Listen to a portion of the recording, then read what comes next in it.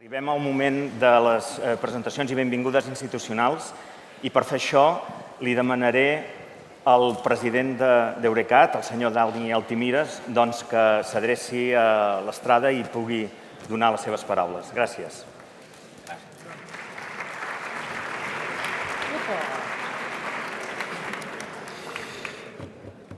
Senyora Maria Galindo, secretària de Polítiques Digitals de la Generalitat de Catalunya, representants de les entitats associades al CIDAI, a les entitats patrocinadores, professionals del sector tecnològic i empresarial, mitjans de comunicació i a tots els assistents.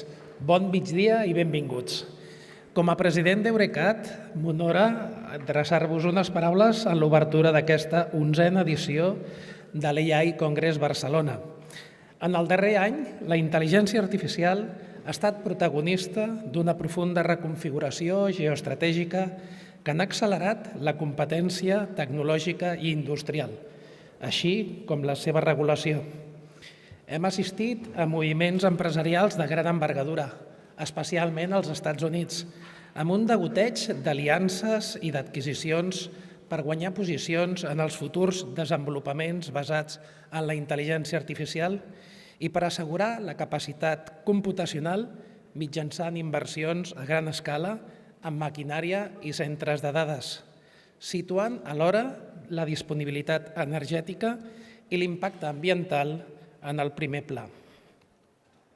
Paral·lelament, ha crescut la preocupació per un bon ús i responsable de la intel·ligència artificial. Com és ben sabut, Europa és capdavantera, no només pel nou reglament d'intel·ligència artificial ja en desplegament, sinó també per l'impuls d'una política industrial pro-IA capitalitzada pel programa Investia, anunciat en el marc del AI Action Summit de París el passat mes de febrer. En aquest context, voldria destacar dos elements rellevants per l'ecosistema tecnològic i empresarial català. D'una banda, la recent concessió del DIH4CAT 2.0, el Hub Digital Català, un projecte del Digital Europe Program liderat per Acció, que permetrà continuar promovent l'adopció de la IA per part de les pimes catalanes, donant continuïtat a l'excel·lent tasca de la primera etapa del Hub realitzada en els darrers 3 anys. Vull subratllar que Eurecat, a través del CIDAI, està plenament compromesa amb el DIH4CAT 2.0, del qual n'és un soci rellevant.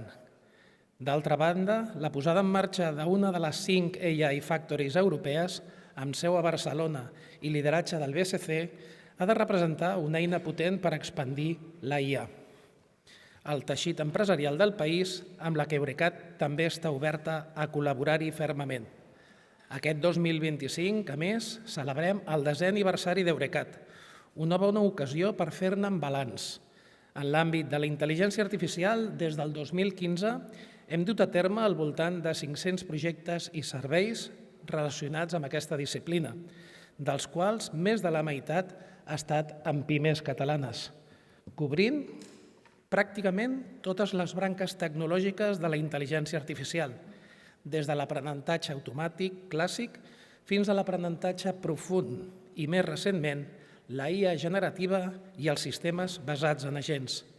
Estem convençuts que aquestes xifres i, sobretot, l'impacte positiu assolit avalen el paper central d'Eurecat en la innovació digital a Catalunya. Permeteu-me, abans d'acabar, reiterar com cada any el nostre agraïment a tots els patrocinadors: CaixaBank Tech, Conversia, Infini, Softenc, l'Autoritat Catalana de Protecció de Dades i Laboral Cutxa, a les entitats col·laboradores i membres del CIDAI, BSC, CBC, IDOSCAT, UPCIDAI i l'Ajuntament de Barcelona, així com molt especialment a la Generalitat de Catalunya a través de la Secretaria de Polítiques Digitals. Agraeixo també la tasca del comitè organitzador en la confecció d'un programa atractiu i a tots els ponents que intervindran aquests 2 dies, així com la dedicació de les persones del CIDAI i d'Eurecat en l'organització global d'aquest congrés, insubstituïbles per l'AIA. Només em resta desitjar-vos una 11a edició de l'AI Congress Barcelona tan interessant com profitosa i espero us resulti interessant. Moltes gràcies.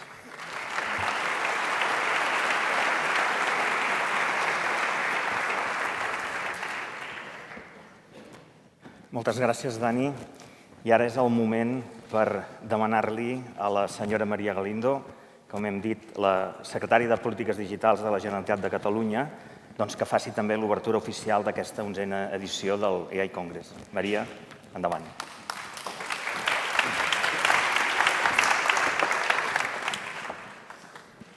Molt bé, doncs, molt bon dia i saludar també institucionalment al president d'Eurecat, Daniel Altimires, també a tot l'equip del CIDAI, d'Eurecat, Joan Mas, Marc Orellana, Xavi López, autoritats també que esteu aquí, en especial també a la companya Carme Torres i a totes i tots vosaltres. Us vull felicitar també per aquestes sessions i per aquest congrés que un cop més aporta un programa i uns debats que crec que són molt pertinents en el moment en què estem visquent.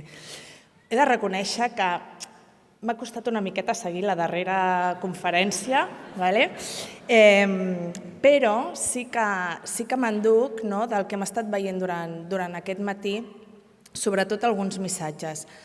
El primer és el tema de la sostenibilitat i jo crec que és algo.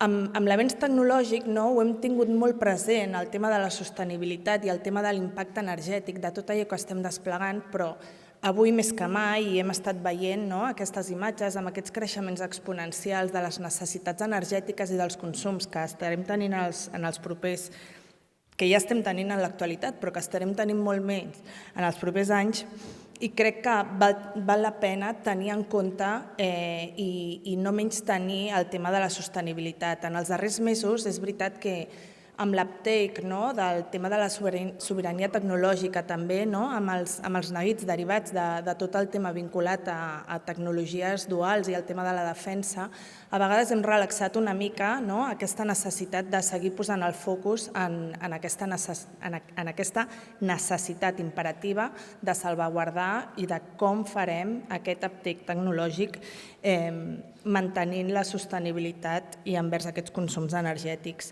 La segona reflexió que m'enduc d'aquest matí és com tot això està impactant també a nivell social.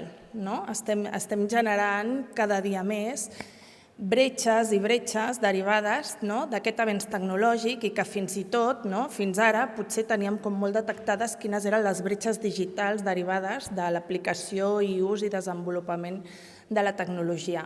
Però crec que amb la intel·ligència artificial estem generant bretxes cada dia que passa, on m'incloc jo mateixa, o potser vosaltres no, perquè sou molt experts, però sí qualsevol ciutadà o ciutadana que estem interactuant amb intel·ligències artificials sense ser-ne conscients en moltes ocasions i com això genera aquesta necessitat de tenir-ho incorporat. Per tant, sí que us vull demanar i aprofitar aquest entorn perquè sempre a l'hora de desenvolupar aquestes tecnologies, de consumir-les, de definir aplicacions, puguem tenir en compte sempre aquesta vessant d'aquesta sostenibilitat i de com som capaços de generar l'energia que necessitarem i la segona de com som capaços d'incorporar a tota la societat i que no quedi ningú enrere. A banda d'això, sí que us volia fer una reflexió sobre la importància avui en dia de la tecnologia. Sabem que és molt més que una eina. Avui en dia tecnologia és poder, és influència i és responsabilitat sobretot. A Europa tenim un gran repte. Tenim una gran dependència tecnològica de l'exterior, sobretot dels Estats Units. El 80% de les tecnologies utilitzades a Europa són importades. N'hi ha gairebé 3/4 dels models fundacionals que existeixen al món provenen dels Estats Units i segurament no podem canviar res d'això de la nit al dia, però sí que a Europa i especialment a Catalunya tenim l'oportunitat única per liderar l'aplicació, l'ús i el consum responsable d'aquesta tecnologia, que ha de ser una tecnologia amb valors, una tecnologia ètica, transparent i al servei de les persones. Aquest compromís no pot limitar-se a preguntar què podem fer, sinó com ho hem de fer. I és que a Catalunya volem situar-nos a l'avantguarda de les tecnologies emergents i de l'economia del coneixement per construir un país més pròsper, sostenible i competitiu. Aviat presentarem una nova estratègia d'intel·ligència artificial a Catalunya. una estratègia que és la resposta a aquest gran repte econòmic, però també social, tecnològic i de valors. Posem en valor la feina feta amb l'antiga estratègia Catalunya AI, de la que molts de vosaltres heu participat. A Catalunya, avui som un referent europeu en intel·ligència artificial, gràcies als nostres centres de recerca i d'innovació, amb Eurecat, amb el BCC, amb el CBC, amb el CIDAI, amb Idoscat, amb l'OIH, amb molts altres que també esteu aquí representats, i també aquest ecosistema emprenedor vibrant, on el 44% de les empreses d'intel·ligència artificial són o sou startups, amb projectes com els que veurem durant aquests 2 dies de congrés i on Catalunya es posiciona molt a l'avantguarda. Abans comentava el senyor Altimires el paper clau del CIDAI amb el DH4CAT. Des de la Secretaria de Polítiques Digitals impulsem, també en col·laboració amb Acció, aquesta proposta, o aquests projectes d'intel·ligència artificial que al llarg dels anys s'ha pogut impulsar des d'Eurecat.